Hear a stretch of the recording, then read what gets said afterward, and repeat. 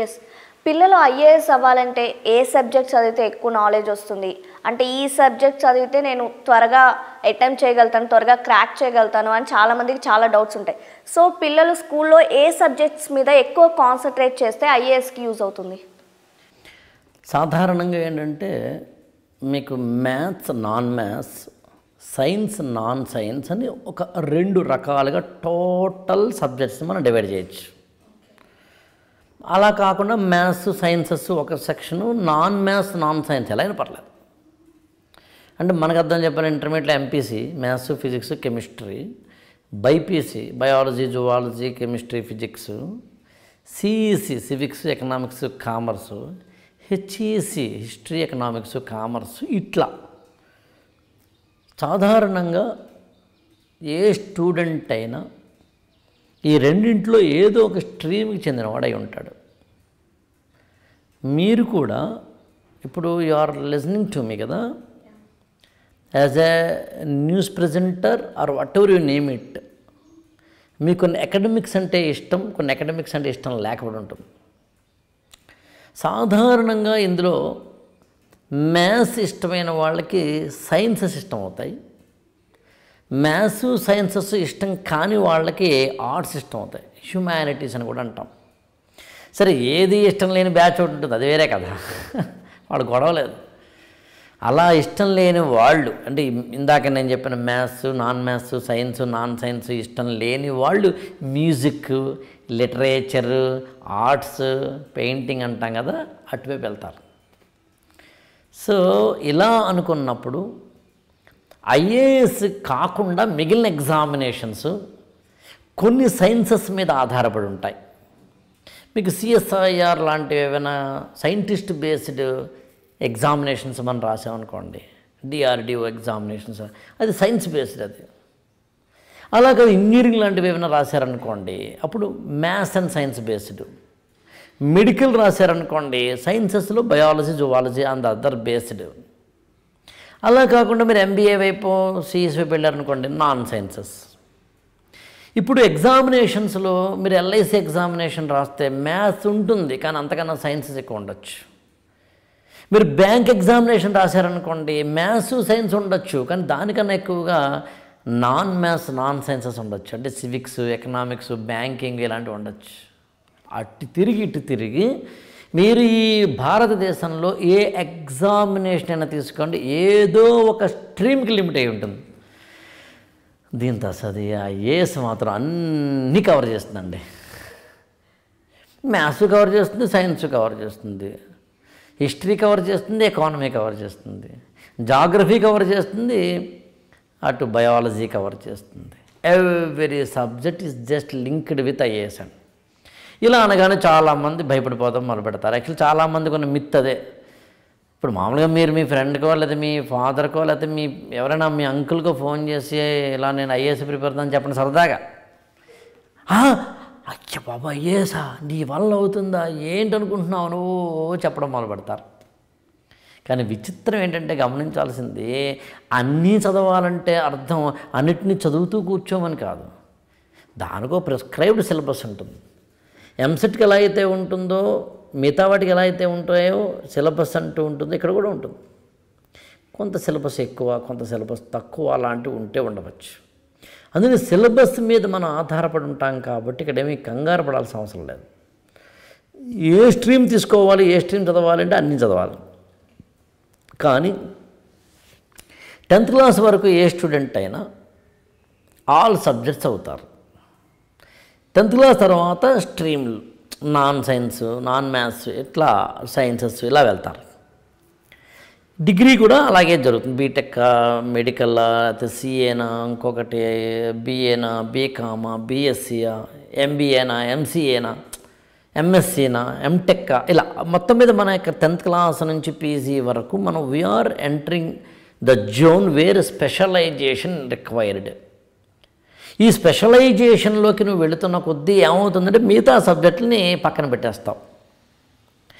IAS examination prepare అయ్యే ఒక student ఏం చేస్తాడు, గ్రాడ్యుయేషన్ అయిన తర్వాత కళ్ళు తెరుచుకొని ఇప్పుడు నేను అర్జెంటుగా ఐఏఎస్ ప్రిపేర్ అవ్వాలి అనుకునేసరికి ఆల్రెడీ కొన్ని వదిలేసాడు సబ్జెక్టులు. బీటెక్ చదివిన వాడేమో హిస్టరీ వదిలేసాడు, హిస్టరీ చదివినవాడేమో బీటెక్ వదిలేసాడు. ఇప్పుడు నేనేమంటానంటే అదేదో ఒళ్ళు దగ్గర పెట్టుకుని 8th క్లాస్ నుంచో 9th క్లాస్ నుంచో ఇంటర్మీడియట్ నుంచో నువ్వు తీసుకున్న స్ట్రీమ్ నాన్ మ్యాథ్స్ అయితే మ్యాథ్స్ మీద కొంచెం కమాండ్ తెచ్చుకో. నువ్వు తీసుకున్న స్ట్రీమ్ సైన్సెస్ అయితే నాన్ సైన్సెస్ మీద కొద్దిగా ఇంట్రెస్ట్ పెట్టు. అంటే దీన్ని ఇంకోలా చెప్పే ప్రయత్నం చేస్తాను. ఇంతకుముందు కూడా ఒక చిన్న వీడియోలో చెప్పాను. అది నేను ఇంటర్మీడియట్లో జాయిన్ అయ్యా. నాది ఎంపీసీ, మ్యాథ్స్, ఫిజిక్స్, కెమిస్ట్రీ. నా first language of course English, second language Hindi, not Telugu. ఇప్పుడు నేను ఏం చేసేవాడంటే నేను అమలాపురంలో ఎస్కేబిఆర్ కాలేజీలో జాయిన్ అయ్యా, ఈస్ట్ గోదావరిలో. మార్నింగ్ 7 నుంచి 1 గంట వరకు లేదా 12:30 వరకు సైన్సెస్ సెషన్స్ ఉండేవి. 1 గంట తర్వాత లంచ్ బ్రేక్లు అయిపోయిన తర్వాత ఆర్ట్స్ సెషన్స్ ఉండేవి. నేనేం చేసేవాడిని అంటే సైన్సెస్ సెషన్స్ ఎలాగూ నేను అటెండ్ అవ్వాలి, అది నా యొక్క మెయిన్ స్ట్రీమ్ ఎంపీసీ. కానీ నేనేం చేసేవాడంటే మధ్యాహ్నం భోజనం చేసేసి హిస్టరీ క్లాసుల్లో, సివిక్స్ క్లాసుల్లో, ఎకనామిక్స్ క్లాసుల్లో, జాగ్రఫీ క్లాసులు ఇలాంటి వాటిలో కూడా కూర్చునేవాడిని. సరే రోజు కూర్చున్నానా, ఇంటర్మీడియట్ ఫస్ట్ ఇయర్ నుంచి కూర్చున్నానా, ప్లాన్డ్గా కూర్చున్నానా, అప్పట్లోనే నీకు ఎంత తెలివితేటలు ఉన్నాయా అలాంటి తొక్కలో ప్రశ్నలు వేస్తే నేను సమాధానం చెప్పలేను. కానీ కొంత పీరియడ్ అయిన తర్వాత నేను 10th క్లాసులోనే కాలవాహిని అలలవాలున కరగిపోవుట సులభతరమే ఎదను మదిన. అంటే ఒక వ్యక్తి తన జీవితంలో లక్ష్యాన్ని కనుక గుండెల్లో పెట్టుకుంటే ఎన్ని కష్టాలు వచ్చినా ముందుకెళ్ళగలడని చెప్పి ఒక నాయన ప్రభాకర్ జైని అని ఒక నవల రాశారు. ఆ నవల నేను 10th క్లాస్లో ఉండగా చదివాను. అప్పుడే నేను డిసైడ్ అయ్యాను ఐఏఎస్ అవ్వాలని. సో 10th క్లాస్లో నేను ఐఏఎస్ అవ్వాలని ఆల్రెడీ డిసైడ్ అయ్యాను కాబట్టి ఐఏఎస్ ఎగ్జామినేషన్లో నాన్ సైన్స్, నాన్ మ్యాథ్స్ అన్నీ ఉంటాయని నాకు తెలుసును. కాబట్టి ఏదో కాస్త అక్కడ క్లర్క్ని అడుగునో, గురువుగారిని అడుగో, లేకపోతే పర్మిషన్ లెటరో, మనం కూడా శ్రద్ధవాన్ లభతే విద్య అన్నారు. నువ్వు శ్రద్ధ పెట్టడం మొదలు పెడితే ప్రపంచం నీకు అన్నీ ఇస్తుంది. I want to learn something more other than my MPC అని ఎప్పుడైతే ఒక హిస్టరీ లెక్చర్ని అడిగానో ఆయన కౌగిలించుకుని క్లాస్లో కూర్చోపెట్టడా. చదువుకోవాలనే శ్రద్ధ నాకు ఉండాలి. కానీ నేను ఫిజిక్స్ స్టూడెంట్ అండి, కానీ నాకు ఎందుకో సివిక్స్ నేర్చుకోవాలనుకుంటున్నానండి, ఇండియన్ కాన్స్టిట్యూషన్ నేర్చుకోవాలనుకుంటున్నానండి, the role of prime minister, the role of president నేర్చుకోవాలనుకుంటున్నానండి, the role of political parties, Bhajapa మన భారతీయ జనతా పార్టీ అంటాం, కాంగ్రెస్, ఇవన్నీ నేర్చుకోవాలనుకుంటున్నానండి. నేనంటే ఆ లెక్చరర్ ఎంతో ఆనందపడి తన క్లాస్లో కూర్చోపెట్టుకోవడం ఇది జరిగింది. కానీ నేను డిగ్రీ అయ్యేసరికి సైన్సెస్ మీద, నాన్ సైన్సెస్ మీద అంటే economics, geography, civics, history, English, Hindi, Telugu, సంస్కృతం, మ్యాథ్స్, ఫిజిక్స్, కెమిస్ట్రీ అన్నీ అటెండ్ అయ్యాను నేను. ఇవాళ దాదాపు జరిగి 1994 అంటే అక్కడ 6 ఇక్కడ 21 అనుకుంటే 27 సంవత్సరాల కిందట ఒక 5 ఏళ్ల పాటు నేను చేసిన కృషి, తెలిసి చేశానా తెలియక చేశానా పక్కన పెడితే ఇవాళకి నేను నిలబడ్డానికి కారణం అదే. నాకు తెలిసి తెలుగు నేలలో ఏ సబ్జెక్టు మీదనైనా మాట్లాడగలిగిన వారు 3 ఉన్నారని నమ్ముతాను నేను. ఒకటి doctor Jayaprakash Narayana garu, whatever you name it he can speak on that. Second professor Nageshwar garu, మాజీ ఎమ్మెల్సీ, వైరస్ గురించి మాట్లాడగలరు, ఇంకా ఏదైనా పాలిటిక్స్ గురించి మాట్లాడగలరు. రేవంత్ రెడ్డి కదుపుతున్న పావుల గురించి మాట్లాడగలరు, హఠాత్తుగా అమెరికన్ ఎలక్షన్స్ గురించి మాట్లాడగలరు. తర్వాత నాకు తెలిసి వాళ్ళిద్దరి కన్నా తక్కువ, వాళ్ళంత గొప్పగా కాకపోయినా ఉన్నంతలో నాకు తెలిసి ఏ సబ్జెక్ట్ అయినా మాట్లాడగలడు ఒకడు అంటే అది నేనే నమ్ముతాను. నేను మిగతా వాడు ఉండుండవచ్చు, నా దృష్టికి రాకుండా ఉండుండవచ్చు. మీకు సంస్కృతం గురించి మాట్లాడమన్నా మాట్లాడతాను, వేదాల గురించి మాట్లాడమన్నా మాట్లాడతాను, హిస్టరీ గురించి మాట్లాడమన్నా మాట్లాడతాను, అమెరికన్ కాన్స్టిట్యూషన్ గురించి మాట్లాడమన్నా మాట్లాడతాను, బెల్జియం జాగ్రఫీ గురించి మాట్లాడమన్నా మాట్లాడతాను. కేవలం ఫ్రెంచ్, జర్మను, డచ్ అనే 3 భాషలు మాత్రమే మాట్లాడి కోటి జనాభా కూడా లేని, కోటి జనాభా అంటే మన హైదరాబాద్ కన్నా చాలా తక్కువ ఉన్న బెల్జియం అనే ఫ్రాన్స్కి, జర్మనీకి, నెదర్లాండ్స్కి మధ్యలో ఉంటుంది ఆ దేశం. అలాంటి ఒక దేశంలో ఎందుకు జాతుల వైరం ఉందో నేను ఘంటాపదంగా చెప్పగలను. రెండు భాషలు మాట్లాడే సింహళ అండ్ శ్రీలంకలో అనమాట, సింహళ అండ్ తమిళం అనే 2 భాషలు మాత్రమే మాట్లాడే 2 జాతులు మాత్రమే ఉన్న శ్రీలంకలో ఎందుకు అన్ని కొట్లాట్లు ఉంటాయి? అది ఎల్టీటీ లాంటివి రాజీవ్ గాంధీ మరణానికి కారణమైన జాతుల వైరం వెనకాలన్న హిస్టరీని చెప్పమంటే నేను ఇప్పటికిప్పుడు అలవోకగా చెప్పగలను. అన్ని ఉండి అనేకమైన జాతులుండి అనేకమైన భాషలుండి సౌత్ ఇండియాలోనే, అంటే సౌత్ ఇండియా దక్షిణ భారతదేశంలో భాషలు 24 కన్నా ఎక్కువ ఉన్నాయి.